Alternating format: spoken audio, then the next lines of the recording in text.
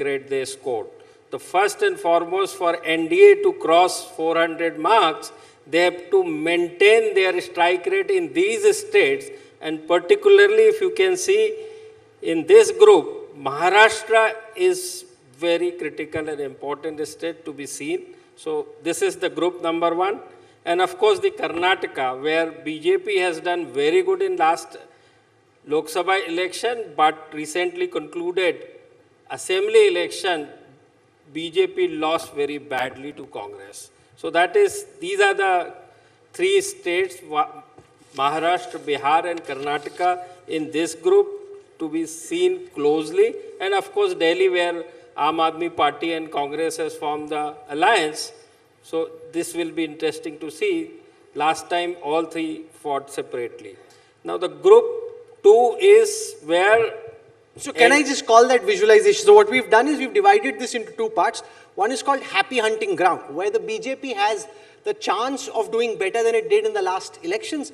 And then we're classifying tough seats where they haven't done well in the last elections, and therefore how have things changed? So Pradeep, there it is behind us. So group 2 is where BJP has done fairly good.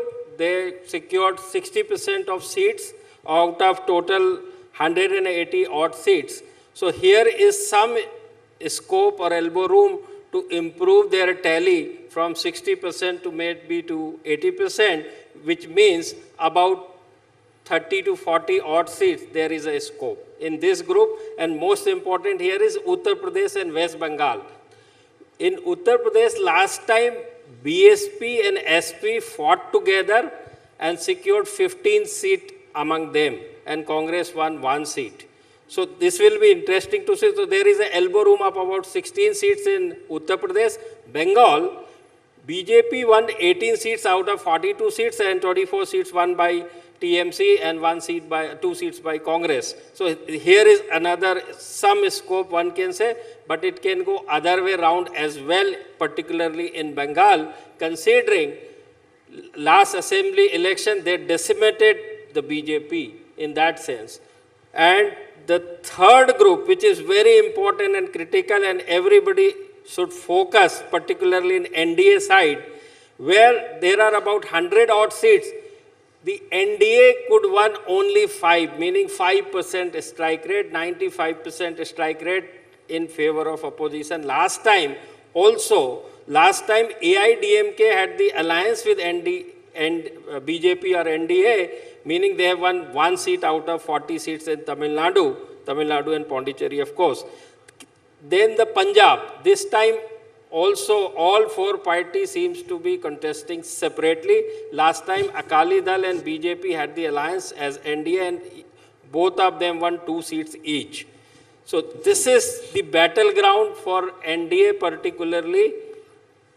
Try and improve their tally as much as possible to come close to 400 seats. So essentially, Pradeep, where I want to challenge you on this is that you're basically going by the premise that 2024 is a done deal. That it's all about whether the BJP gets 300 to 325 on its own and with allies goes to 350, 360, or the BJP itself goes to 330 to 350 and with allies goes to 400.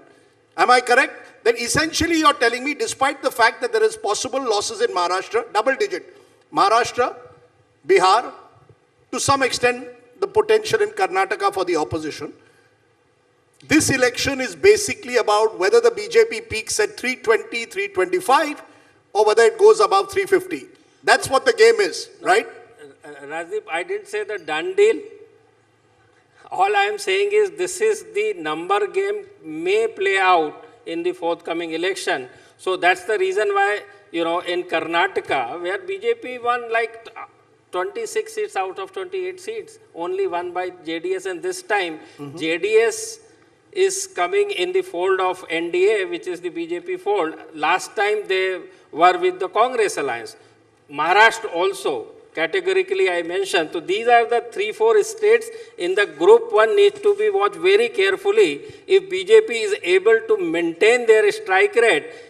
So basically what you're saying, BJP has to maintain its strike rate across what some would call the northwest monsoon. Because if you look from Goa all the way to Jharkhand, and I'm including Jharkhand for a moment in the north, the BJP won 85% of the seats in this entire belt. Essentially 230 to 240 of their total number of seats, 303 came from here.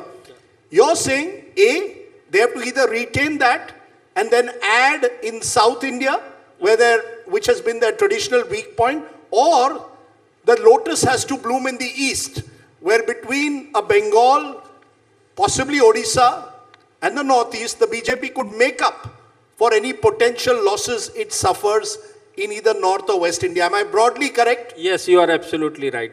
Chalo, good. Thank you. No, so if you look at what's at the back, in Andhra Pradesh, which is where G.V.L. comes from, there's now an alliance with Janasena and Chandrababu Naidu's TDP. Remember, last time the NDA had 0. There are 25 seats up for grabs, G.V.L. If you look, for example, at Odisha, there is supposed to be an alliance between the BJP and the BJD. They had only 8 seats last time, 21. Now, the point here, G.V.L., is you're stitching alliances which just on the surface don't make sense. Typically, the number one party and number two party don't ally. I mean, have you ever seen the number one party and their prime opponent come together? I mean, that simply doesn't make electoral sense, usually. How are you making these things happen? You know, this is quite, like in Punjab, the AAP and the Congress couldn't really come together because they were 1 and 2. What is this magic wand that you have which can make the winner and his prime opponent come together in an alliance? Rahul, this hasn't happened yet, so it's premature for me to comment on this. But this is an election after 4 decades. I have been a close watcher of elections. I haven't seen an election like this for 40 years. You have never seen a Lok Sabha election where you could pick a winner well before election. This has not happened even in 2014. This has not happened even in 2019. Every time you expected it to be a hung parliament or no single party majority government. Here we are talking about a BJP tally at 325 or 350. So one fundamental difference is opposition is decimated well before the elections have been even announced. Okay? So no, decimated in the conclave. Not no. Because there's a sense you that have this is, to, obviously. no, just a minute.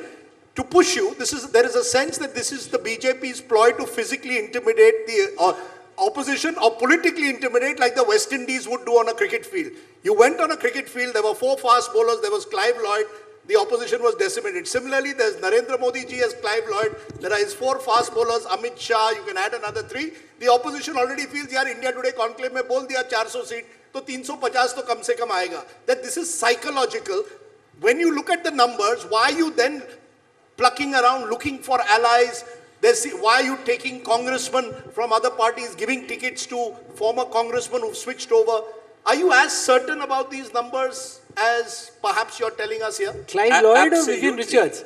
That's a different debate. No, we don't captain was Clive Lloyd, but go ahead. No, absolutely, Rajdeep. The question of either the victory or the magnitude of victory is not in question. But this is the time that anybody who wants a political future for himself wants to align with the BJP. States like, for example, Andhra Pradesh, which you talked about, the parties are very keen to align with the BJP. But poor Jagan Reddy will feel so cheated. He helped you on so many occasions in the Rajya Sabha. I don't know. Last moment you leave him. No, I think it's not for you to comment for any individual. I have not seen any party making a comment like this. It is our right to align with any party to further our prospects. The bigger mandate is not 2024 election. The real target is 2047. Viksit Bharat is our agenda. We are not fighting just for a majority in this election. To realize the dream, it's an aspirational election. You see, normally in an election like this, voters will feel unenthusiastic about the election because the outcome is already known. No. Prime Minister Modi ji, the way he's creating that aspirational India, people will turn out in larger numbers than so what then why seen. tie up with the Chandrababu Naidu who called the same Prime Minister a hardened terrorist before the 2019 election? You see, my point is, if you're so confident of your numbers, why do you even need these alliances? Is that a recognition that there are limitations, especially south of the Vindhyas or in a state like Odisha, and therefore, because this time has to be about 400 or about 350 plus, Sam Dam Danda Bhed, election कुछ भी करना है, forget what's happened in the past, be flexible and tie up, open door policy. Anyone wants to come into our party, please come, this is the time. No, Rajdeep, there is, I think it's the larger mandate, as I mentioned to you, is Viksit Bharat. You need to get as many political parties on board. You need to get as many state governments to partner with you in this larger mission, because we already have a 2/3 majority. Parliamentary passage of bills is not really our concern. But for realizing your dream of Viksit Bharat, you certainly need to get everyone on board. Okay. So that was Pradeep Gupta's analysis. I want to come now to Yashwant Deshmukh, because we asked Yashwant the question, will the BJP cross the 370 mark? So there's a visualization that's coming up on your screen. Take a look at it very carefully. And then Yashwant can explain, because you've broken this up into 3 categories. Seats which are tough fights for the BJP. That's the first category. There are 100 such seats. The second category is where it's BJP versus Congress in a direct fight. The third is where it's BJP versus a regional party. Yashwant, 370 paar honge ki nahi? Just, I want all of you to basically deconstruct everything into very, very simple 3 figures. 543 is the total Lok Sabha strength. Remember 3 numbers, 100, 200 and 243. Easy? What we have simply done is the 100 seats where the BJP is completely absent. Forget about number 1, forget about number 2. BJP is not even number 3 or 4 maybe. 100 seats, BJP is just absent. Look at the 2014 and 19 vote shares over here. BJP polled 7.3% in these 100 seats and 5.8% in these 100 seats in 2019. BJP might be very happy to double, triple its vote share, even it reaches about 15% vote share. Will that convert into any seat? No. Big no. Maybe 1 or 2 here and there, that's fine. I mean, you know, you may have an odd in Trivandrum, 1 Kanyakumari, 1 Coimbatore, those kind of things, that aberration is fine. But zilch. Second is 200 seats. This is where the meat is. BJP versus the Congress, direct fight. Look at the gap of the BJP and the Congress vote share. Almost about 20% plus in 14, 20%, 25, almost touching 25% in 2019. And there the BJP strike rate, look at that, 171 out of 200 in 14 and 185 out of 200 in 2019. And as per our MOTN, which will come in right now, which we did in January, by the way, BJP was almost touching 190 out of these 200. So what does it tell you? That between the BJP and the Congress, these 200 seats where the direct fight is, the BJP is leading over the Congress by more than 20% votes. There are number of states where BJP is voting more than 50%, number of states where the BJP is polling more than 60% votes. So no matter how much Nyayatra works out, this figure is not going to change, just the way the first block is not going to change. BJP, no matter how much tries, nothing is going to change in the first block. No matter how much Congress is going to try, nothing is going to change in the second block. Third block is the most critical. That is 243, where it is BJP versus the regional parties. That is where the meat is. Now, out of here, toward 2014, BJP was about 27%. Look at the BJP vote share going up to 35% plus in 2019. Can it go even further? They got 108 in 14, 118 in 2019. Can they take it from here? Can they go further north from here? That's the big question. So question about 370, Rahul, and 400 plus, it's not about the zone 1 and zone 2. It's the zone 3 where it is going to come down. But therefore, basically, since we are also entering IPL season, when I look at your numbers, if I was a captain of any of the, if I was Mumbai Indians captain, I want the Congress bowlers at me. Basically, what you're saying, the perfect matchup for the BJP is the Congress. Where there is Congress, the BJP is in a comfortable position. Where it is a regional party, it's a tough situation. And there are certain traditional areas, like Kerala, for example, where the BJP is still a single-digit party in terms of vote share.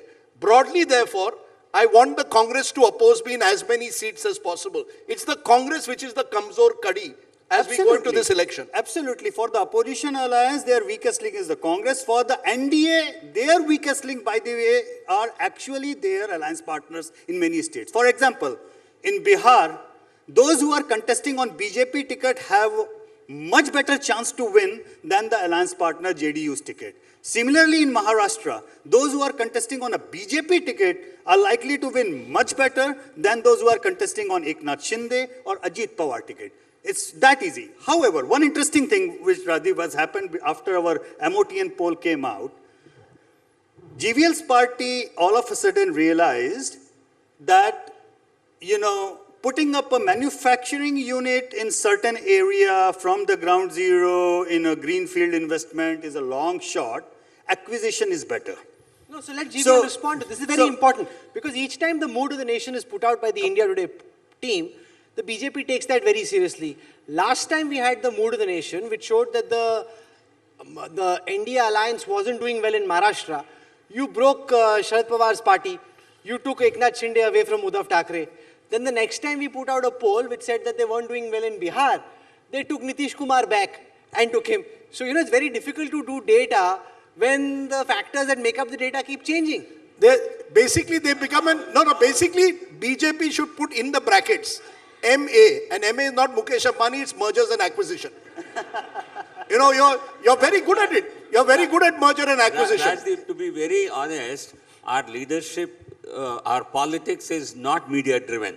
We are not going to change our politics. हमेशा mood of the nation के बाद ही होता है. नहीं, ऐसा नहीं है. Because I'm telling you, I don't want to name our leaders, but we certainly look at media with respect. But our decisions are never, ever driven by media. So therefore, don't. So why did you? That's my home state. Why did you break these two parties? If you were so confident, you see what as Yashwant has pointed out, BJP very strong when it comes to the Congress. When it comes to the regional parties, you're in more difficult what? So why break a regional party or why acquire a regional party? I think it's very unfair to ask me why they split up. You should ask those parties, what did they find so uncomfortable within them? Possibly they say they found the ED uncomfortable. Then Congress should have split several times. Should Congress not be splitting? How many Congress leaders have been raided? Should every other party, should DMK not be splitting? They should have come back and joined the NDA. So should the BRS not be splitting? So don't be unfair. Okay. Parties which have split, they have split because of their internal turmoil, because their inability to accept their own leadership, because they are corrupt parties, because they are family-driven parties. There is no scope for leadership to gain and emerge. Otherwise, if what you said is right, every party should be splitting daily. But they are corrupt only while they are in the opposition. Once they come to you, they are a washing machine. Again, That's you true. see, it is you in the media who keep targeting us like this. We have never given a clean check to anybody because he has joined either the NDA or BJP. So that's not fair. If there are any such cases, please approach the courts. What prevents the opposition from going to the court? These are only political allegations. Only of two things can be true. Because it's an equation ultimately. Either the BJP sees the mood of the nation and makes changes in states where they aren't doing well, which is possible, which is my theory. Or the BJP already knows what the reality is and the mood of the nation captures the reality. And therefore you have to act basis that reality, which means that we do a great job with mood of the nation. We give ourselves too much of credit. The BJP is a... हमारी side पे दूसरी side पे क्या मतलब है? Here I must be on the side of Modi Shah. If you don't want to take credit, don't take it. Rajdeep, be very careful about what you are saying. Rajdeep is saying I'm on the side of Modi Shah. I don't know where this is going next. Only to the extent it's a supreme election machine. You and I do one poll. The BJP today has resources to do half a dozen polls per week, tracking it on a day-to-day basis. It requires lots of money, and they have no shortage of it. I'll give you an example of a seat in Maharashtra. I know they've changed their candidate specifically after they did 4 rounds of polls in that constituency. Now, you and I and Yashwant or anyone, even Pradeep may be doing it for them, which is another matter. But the fact is, you're getting, therefore, data of a kind that we've never seen. But I disagree with Rajdeep. I think all parties are doing polling. They do very extensive polling. In fact, the pollster of the Congress in 2009 was so horribly wrong that he convinced the Congress top leadership that they were winning. I'm not making this up. Rajdeep, is this not true? Rahul, One second, one second. I've been Is this not true? So it's not as if they aren't polling. They are polling as extensively, as rigorously. It's just that they have terrible Rahul, pollsters. I never said no, we one don't second. know. No, I have also done polls for my own party. आपके We सही होते हैं, continue गलत to होते हैं? But let me tell you, as a pollster, No, one my second. Were your polls leadership, good or bad? They have their nose to the ground. They will not. If you come and tell them, I'm telling you, if I do a poll and go and tell them, Tamil Nadu we are sweeping, they'll say, "तुम कहाँ कर रहे हो? तुम क्या कर रहे हो?" No, but our one second. leadership No, is but always, Rajdeep, one second. Let me they ask Rajdeep, is this not true? That in 2019, the internal polling of the Congress party had convinced the top leadership of the Congress party that they were actually winning. That when the result came out, it came as a shock to them because their internal polling, they were spending money on it. It's not as if money wasn't being spent. Was telling them that they are winning. because Congress doesn't live at the ground level. This question should be posed to the Congress leadership.